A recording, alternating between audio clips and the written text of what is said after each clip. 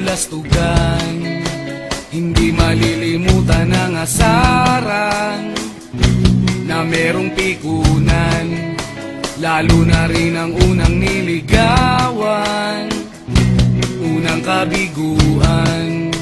At dyan nasiseryoso ang usapan, ang pagdadamayan ng tunay at tapat na kaibigan.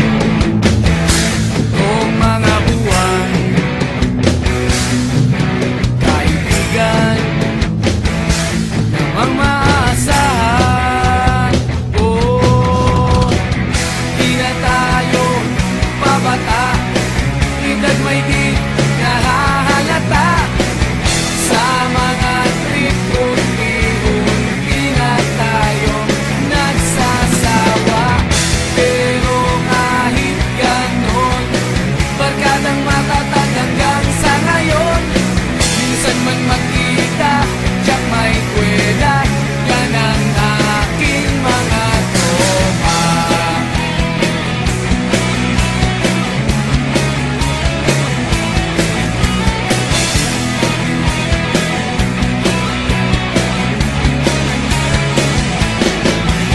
Inuman na pang magdamagan, minsan inaabot pa ng ayaan, na kung saan-saan, na para bang walang kinabukasan at kahantungan.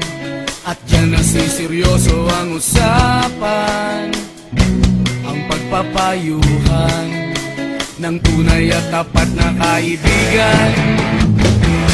Kung mga baliw,